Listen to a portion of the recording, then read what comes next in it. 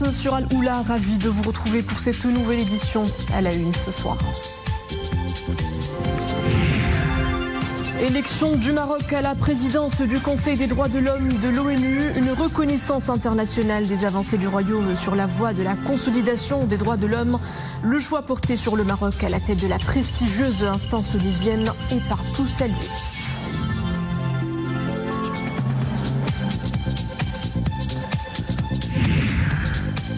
Recensement général de la population et de l'habitat avant le lancement sur le terrain de cette méga opération démographique prévue en septembre prochain.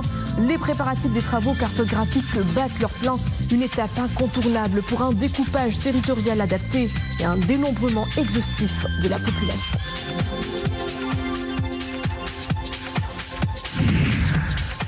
Et également au menu de ce journal, notre escale culturelle hebdomadaire. Nous la consacrons ce soir à un très grand musicien marocain, Mahmoud Chouki, l'artiste en voûte son public par ses fusions inédites qui n'appartiennent qu'à lui. Son instrument de prédilection, la guitare, le jeune homme est un multi-instrumentiste et un compositeur accompli. À suivre son portrait dans ce journal.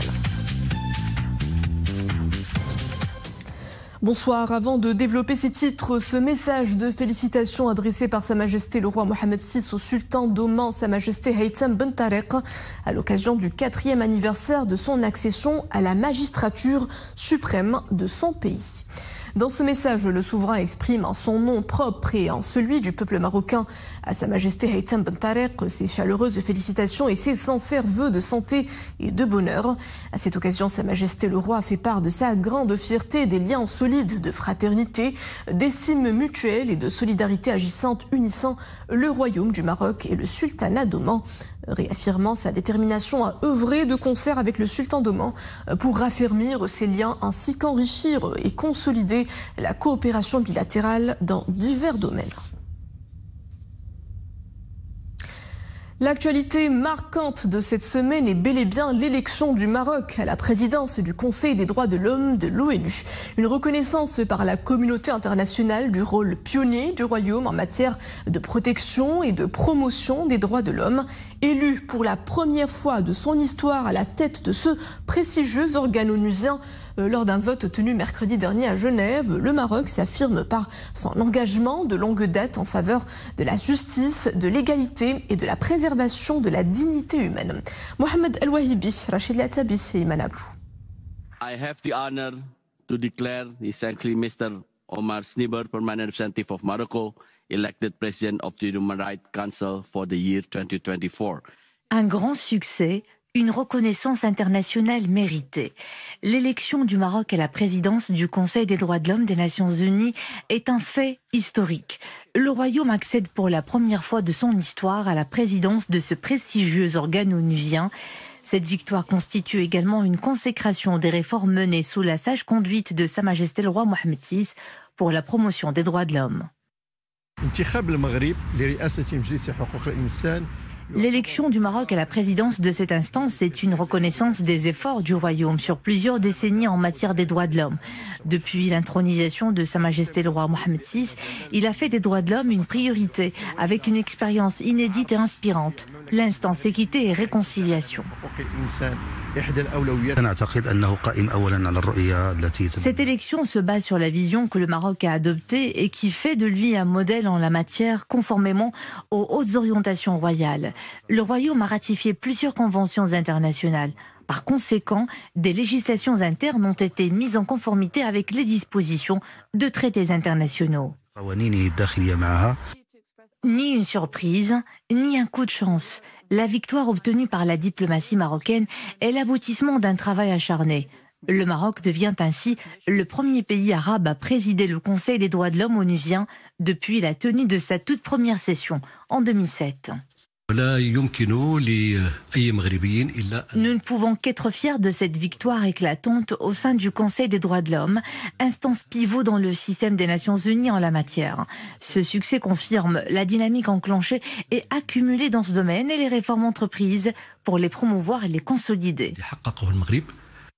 À travers cette élection, le Maroc représente aussi bien les pays du Nord que du Sud.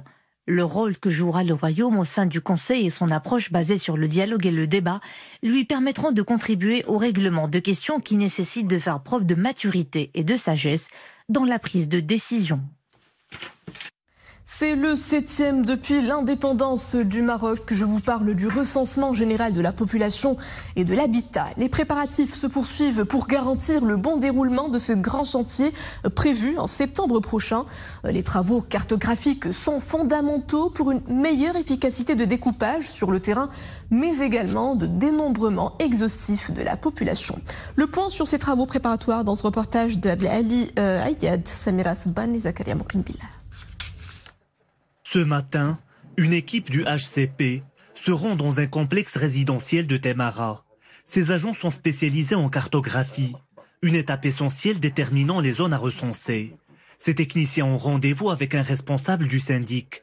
Objectif, recueillir des informations sur la résidence et le nombre de familles, afin d'établir une domiciliation géographique des bâtiments. Une opération préparatoire en vue du recensement général de la population et de l'habitat. Nous avons fourni aux agents du HCP des informations sur l'adresse de chaque immeuble de notre résidence, le nombre d'étages et d'appartements, ainsi que des informations relatives au raccordement au réseau d'eau et d'électricité.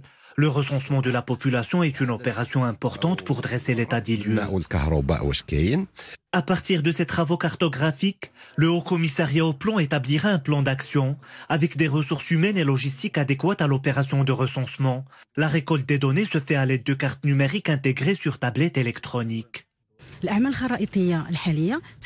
Notre travail vise à délimiter les frontières des communes selon la subdivision administrative en vigueur.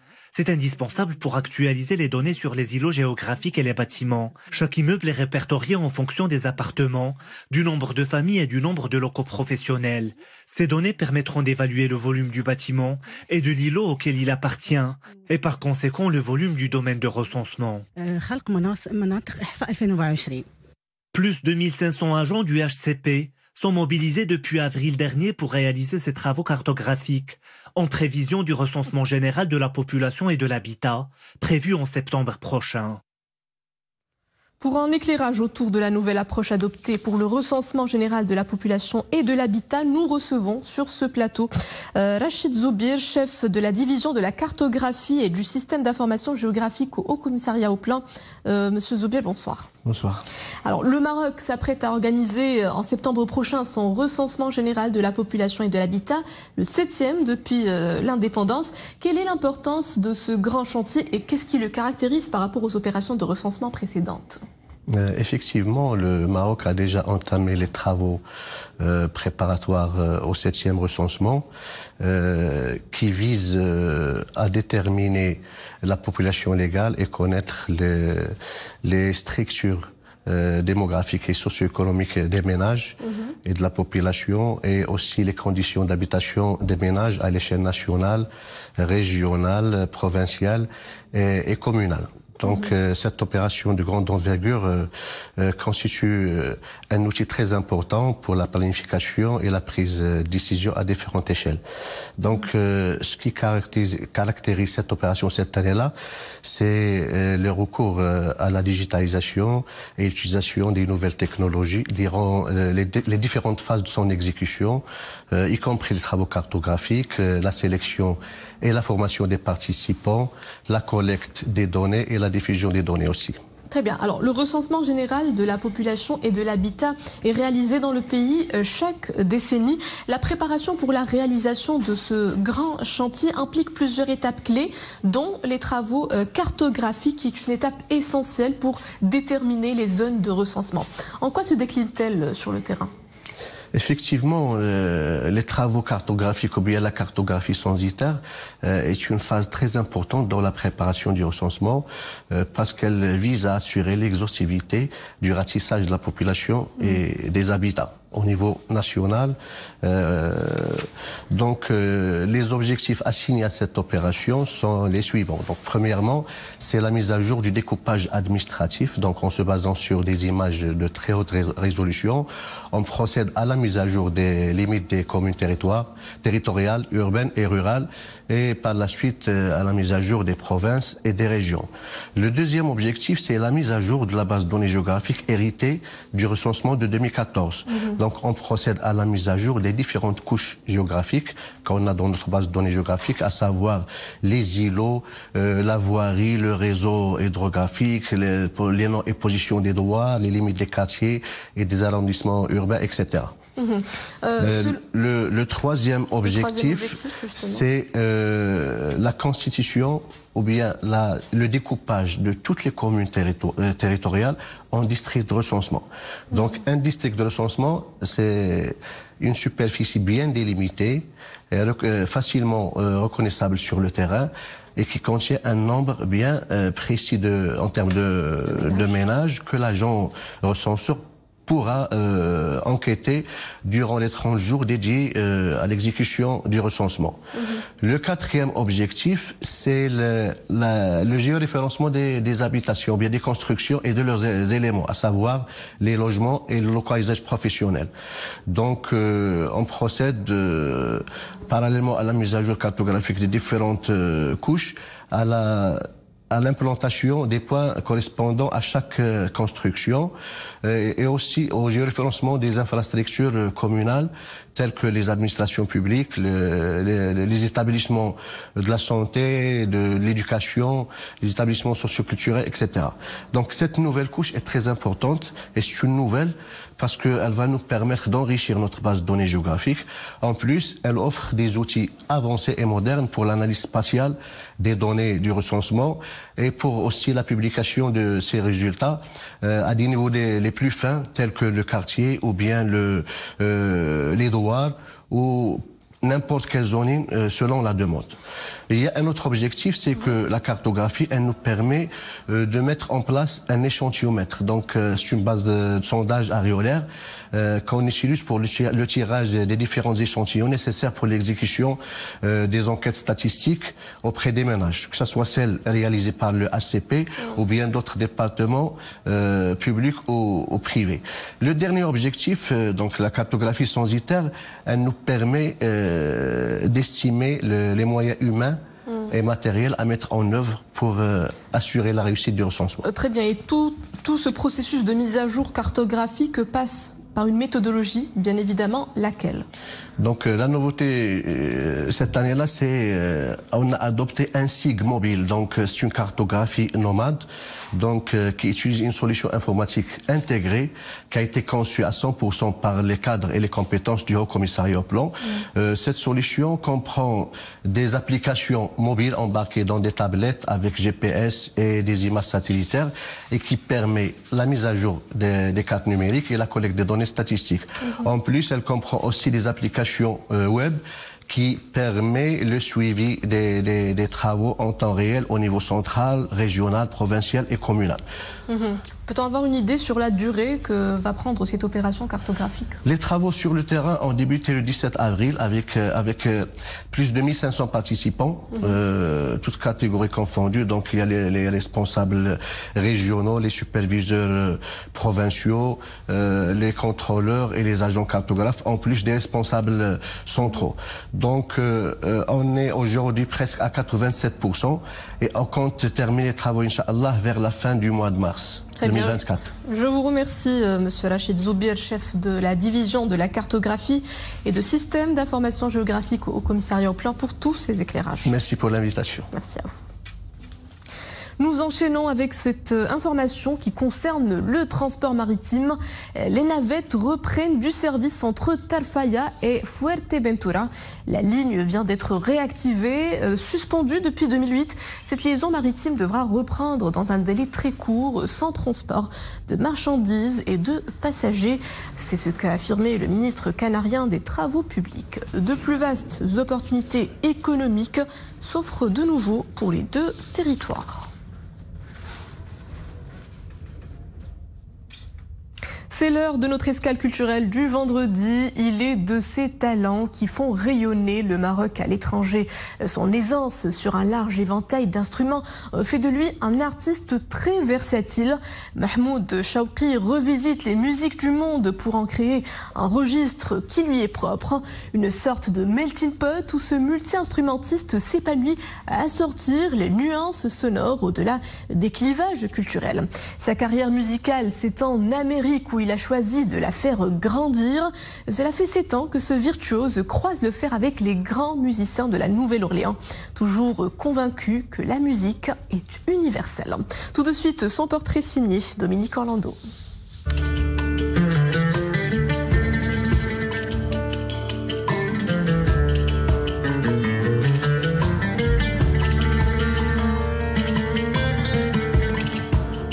On peut sans hésiter affirmer que depuis son plus jeune âge, et pour ne pas dire depuis le jour de sa naissance à Kenitra en 1984, des fées munies chacune d'un instrument de musique se sont très certainement penchées sur son berceau, persuadés que cet enfant en devenir deviendrait tôt ou tard un très grand parmi les plus grands.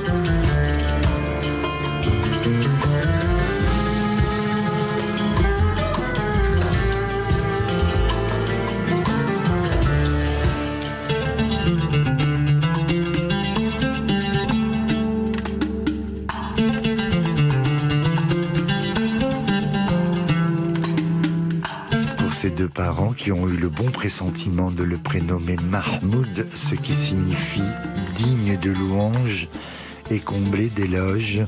Le doute n'a jamais été permis et la conviction d'avoir un enfant surdoué de l'oreille fera que dès l'âge de 7 ans, ils l'inscriront au conservatoire, la voie royale vers un perfectionnement constant de son art. Mahmoud Chawki maîtrise aujourd'hui tant d'instruments de musique, la guitare, le gumbri, le banjo, le oud. Il a pour cela sillonné toutes les régions du Maroc avant de s'envoler vers d'autres univers, l'Espagne en premier lieu, puis aujourd'hui les États-Unis au cœur même de la Nouvelle-Orléans.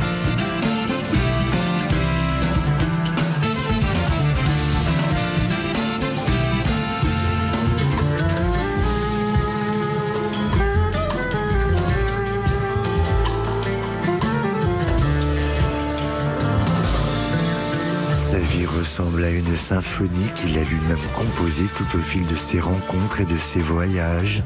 Un véritable chant d'expérience et d'expérimentation qui lui ont permis de toujours garder vivace une écoute très singulière sur le monde.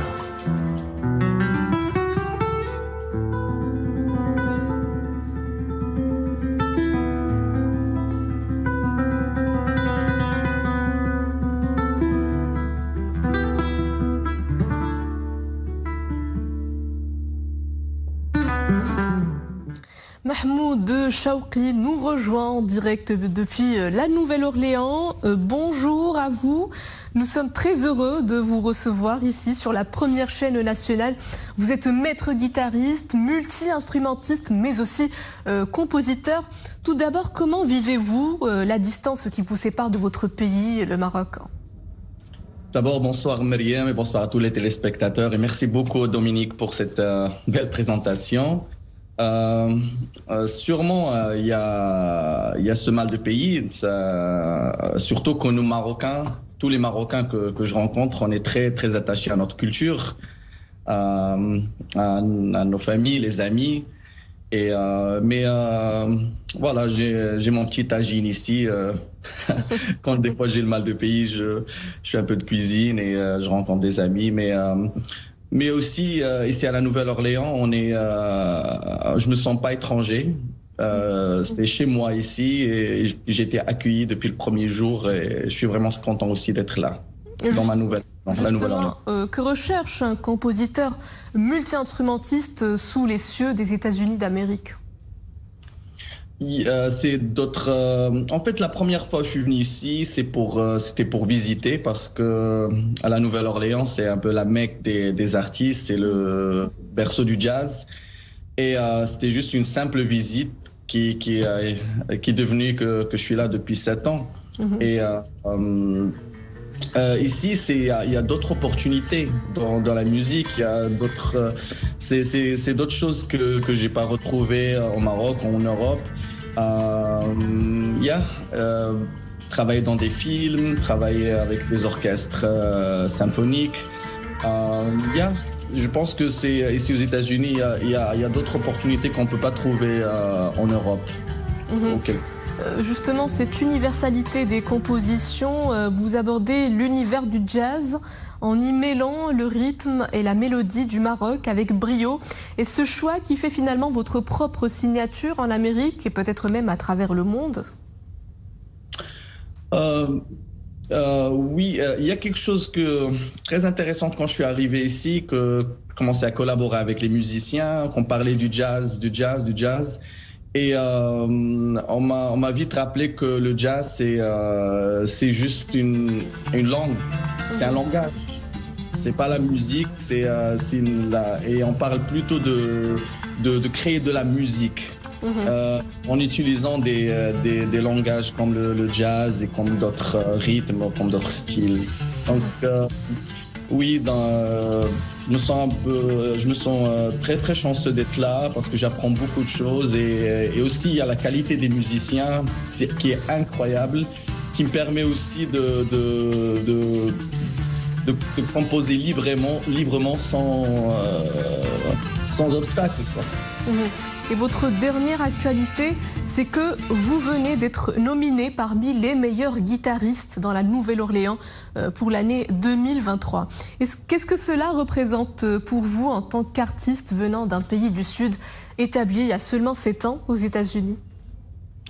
Je le prends avec beaucoup d'humilité et de gratitude d'être reconnu dans une ville comme la Nouvelle-Orléans. Une ville qui est riche en talent, les meilleurs musiciens que j'ai jamais rencontrés, des très très très grands guitaristes qui sont des amis à moi et aussi qui sont aussi des sources d'inspiration. Donc vraiment, je me sens très très honoré de faire partie de cette liste nominée. Et que peut faire la musique justement dans un monde jalonné de guerre et de violence? C'est toujours dur d'associer l'art et la musique dans des moments de guerre et de catastrophes, de conflits, mais la musique, c'est pas que pour divertir. Mais, la musique a un pouvoir de rassembler, de fédérer. Et notamment, je me rappelle d'un projet qu'on fait depuis 12 ans en Suisse, qui s'appelle Orient-Occident. Et c'est rassembler des artistes qui viennent du monde entier, de passer 10 jours ensemble à créer de la musique et à montrer qu'au-delà de la musique, il y a l'amitié. Imagine des artistes qui parlent pas la même langue, qui viennent de différentes cultures et vivre ensemble pendant 10 jours. Et ça, c'est très très beau à voir. Et aussi, ça donne aussi une leçon on peut vivre ensemble. Une musique universelle et fédératrice que l'on ressent d'ailleurs tout de suite dans vos compositions. Je vous remercie Chawki Mahmoud d'être parmi nous. Vous êtes maître guitariste, multi-instrumentiste et compositeur. C'est presque la fin du compte à rebours. L'ouverture officielle de la CAN 2023 se fera demain en terre ivoirienne. Le pays s'apprête à accueillir la 34e édition de la Coupe d'Afrique des Nations. Les 52 matchs prévus lors de ces 2 compétitions se dérouleront dans 6 stades. Parmi les 24 équipes qualifiées, le Maroc qui fera son entrée en lice mercredi prochain face à la Tanzanie. Ce sera au stade Laurent Pokou de San Pedro.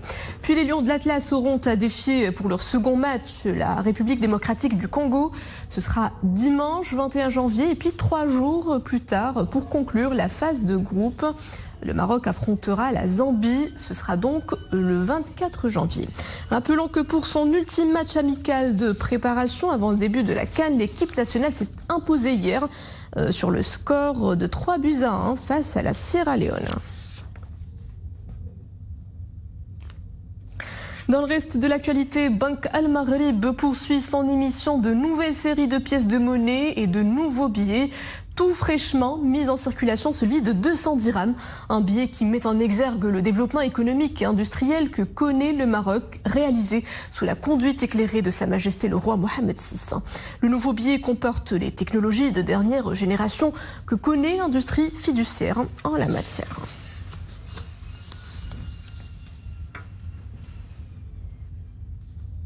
Et avant de vous quitter, je vous invite à replonger dans l'univers musical de l'artiste Mahmoud Chawki, multi-instrumentiste et compositeur, à travers ses sonorités. Écoutons.